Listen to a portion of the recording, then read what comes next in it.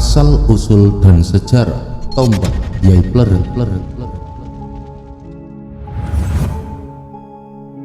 Selepas runtuhnya Kedaton Mojopahit yang ditandai dengan sengkalan Sirna Ilang Kertaning Bumi, maka putra-putri Brawijaya V juga menyebar ke berbagai daerah. Satu di antara pangeran tersebut bernama Raden Bondan Kejawen. Dialah ayah dari Ki Ageng Getas Pendowo yang menurunkan Ki Ageng Selo. Nama terakhir ini terkenal sebagai tokoh legenda yang konon dapat menaklukkan bahkan menangkap petir dalam sebuah pertempuran yang sangat dahsyat hingga meninggalkan api abadi di daerah Merapen. Dirinya lah pula yang menciptakan tombak Kyai Plered, sebuah pusaka yang kemudian secara turun-temurun menjadi plandel bagi dinasti Mentawisan.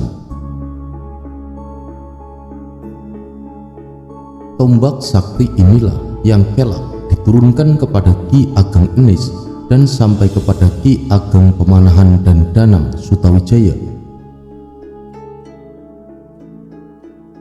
Di masa pemerintahan Sultan Hadiwijaya di Pajang, terjadilah upaya keraman perebutan hak waris atas tahta Demak yang dilakukan oleh Arya Jipang atau dikenal pula sebagai Arya Penangsang.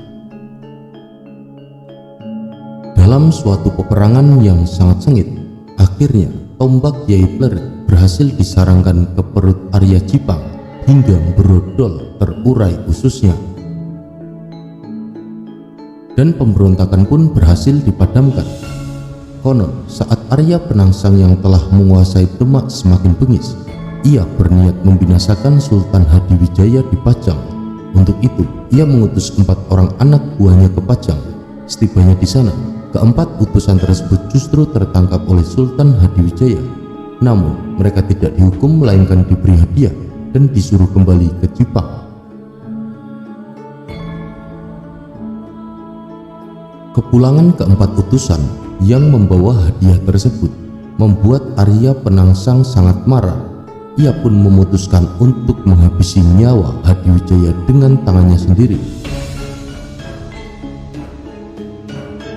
Sultan Hadiwijaya yang mengetahui kabar tersebut menganggap Arya Penangsang telah memberontak terhadap Pajang.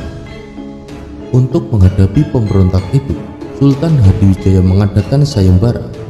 Barang siapa mampu membinasakan Arya Penangsang, maka ia akan diberi hadiah tanah di daerah Pati dan hutan Mataram. Lalu atas desakan Ki Jurumartani, Ki Ageng Pemanahan dan adik angkatnya Ki Panjawi yang merupakan abdi dalam Sultan Hadiwijaya ikut dalam sayembara tersebut. Ki Jurumartani menyarankan kepada Ki Ageng Pemanahan untuk mengusahakan agar mereka dapat membawa tombak pusaka Kyai Plered milik Sultan Hadiwijaya ke medan perang, karena hanya tombak itulah yang mampu melukai Arya Penangsang. Atas saran Ki Jurumartani, Ki Ageng Pemanahan memohon kepada Sultan Hadiwijaya untuk membawa serta anak angkat sang sultan yang bernama Danang Sutawijaya ke medan perang. Dengan begitu, Sultan Hadiwijaya akan meminjamkan keris pusakanya kepada putra angkatnya itu. Sultan Hadiwijaya pun menyetujuinya. Pada hari yang telah ditentukan, Ki Ageng Pemanahan bersama rombongannya berangkat menuju daerah Jipang. Setibanya di tepi Sungai Bengawan Solo yang merupakan tapal batas wilayah Selo dan Jipang, Sutawijaya lalu berdiri di samping seekor kuda betina putih yang akan ditungganginya untuk menghadapi Arya Penangsang. Di tangannya tergenggam tombak pusaka Kyai Plered yang ujungnya ditutupi kain putih dan diberi rangkaian bunga melati. Di tepi sungai tampak seorang pekatik atau pemelihara kuda sedang mencari rumput untuk kuda milik Arya Penangsang. Ki Jurumartani menangkap pekatik itu lalu melukai telinganya dan mengalunginya surat tantangan.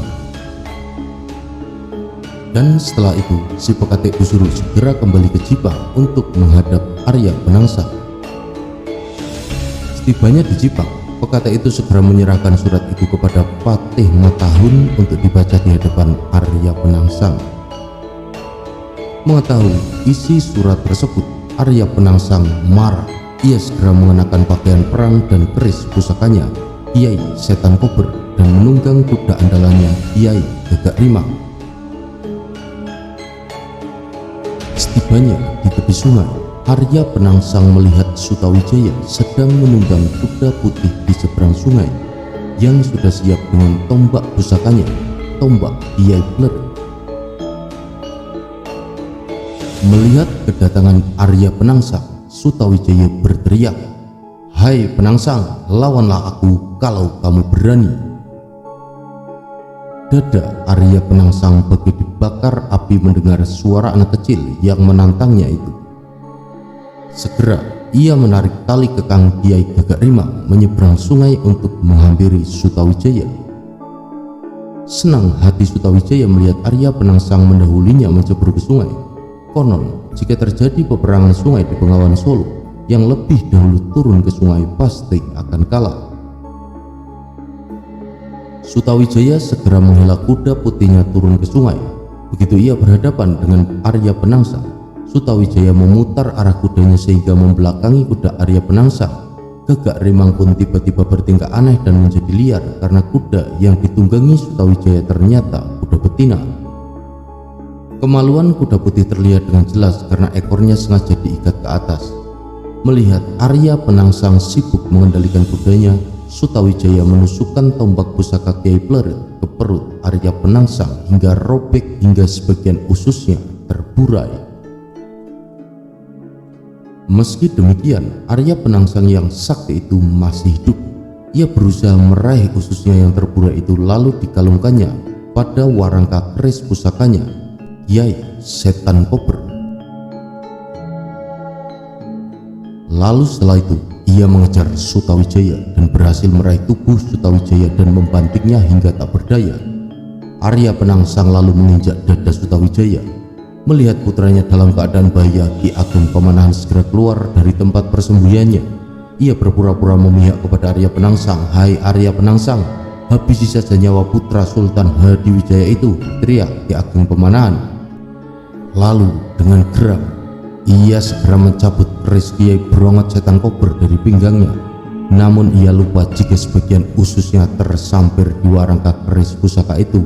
Begitu ia mengangkat keris itu, seketika itu pula ususnya terputus dan tak ayah lagi. Tubuh Adipati Jipang itu tersungkur ke tanah dan tewas seketika.